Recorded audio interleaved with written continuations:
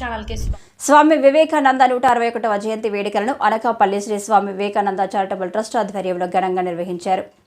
ఈ కార్యక్రమానికి ముఖ్య అతిథిగా ఎంపీ సత్యవతి పాల్గొన్నారు. ముందుగా స్వామి వివేకానంద చిత్రపటానికి పూలమాలలు వేసి నివాళులు అర్పించారు. అనంతరం ఎంపీ సత్యవతి మీడియాతో మాట్లాడుతూ భారతదేశం యొక్క కీర్తిని ప్రపంచ నలుమూలలా చాటి చెప్పిన మహోన్నతమైన వ్యక్తి స్వామి వివేకానంద అని కొనియాడారు.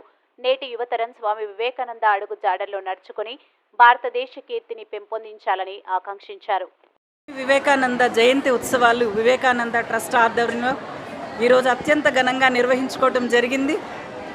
మరి భారతదేశం గర్వించదగ్గ అనేక మంది వ్యక్తులలో మొదటి స్థానంలో ఉండే వ్యక్తి స్వామి వివేకానంద గారు. ఒక వైద్యులుగా సమాజంలో కీలక భూమిక పోషిస్తూనే సమాజానికి మన యొక్క సర్వీసెస్ మరింతగా కూడా తీసుకువెళ్లాలనే ఉద్దేశంతో డాక్టర్ విష్ణుమూర్తి గారు ప్రముఖ ఈఎన్టీ సర్జన్, ఆయన ఫౌండర్ చైర్మన్గా, doctor Satyavathi gynaecologist, Vivekananda charitable trust సెక్రటరీగా 1999లో వివేకానంద చారిటబుల్ ట్రస్ట్ స్థాపించడం జరిగింది. విద్య, వైద్యము, భారతీయ సంస్కృతి సాంప్రదాయాల పరిరక్షణ అన్న 3 అంశాలతో సమాజంలో అనేక కార్యక్రమాలు చేయటం మీకు తెలుసు. గౌరవ ముఖ్యమంత్రి గారు వైఎస్ జగన్మోహన్ రెడ్డి గారు ఇవాళ నిజంగా ఒక యువతరానికి స్ఫూర్తిగా నిలిచిన వ్యక్తి ఎవరైనా ఉన్నారు అంటే పడిలేచిన కెరటం నా ఆదర్శం అన్నారు స్వామి వివేకానంద.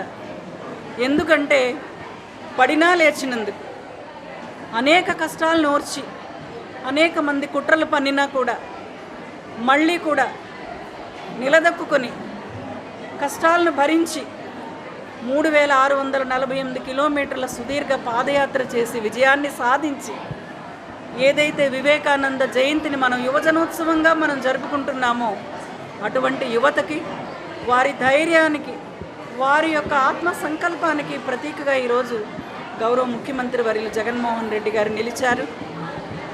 మరి శక్తి ఎక్కడో లేదు, all energy is within you అని, బీ ఫియర్లెస్ అని చెప్పి స్వామి సింహ సదృశంగా ప్రతి ఒక్కరిలో కూడా నూతన ఉత్తేజాన్ని ఆ రోజుల్లో అనేక మత ఛాందసాలు మేధావుల్లో ఎంతమందిని అడిగినా ఇంచుమించు 99% మీకు స్ఫూర్తి ఎవరు అంటే వివేకానంద స్వామిని ఈ రోజుకి కూడా మనకి తలుచుకోవటం మనందరికీ కూడా తెలుసు.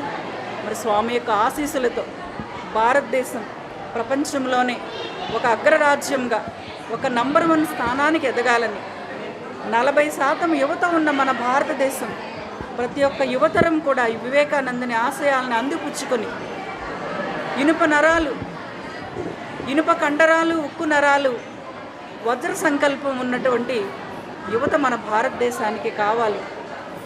అసలైన యువత మనకి విశ్వవిద్యాలయాల్లో దొరకరు, క్రీడా మైదానాలలో దొరుకుతారని చెప్పి స్వామి అనేక సందర్భాలలో తెలిపారు. ఇవాళ ఆంధ్ర రాష్ట్రంలో ఆడుదాం ఆంధ్ర అని ఒక కొత్త కార్యక్రమం. Please subscribe our channel AP power news.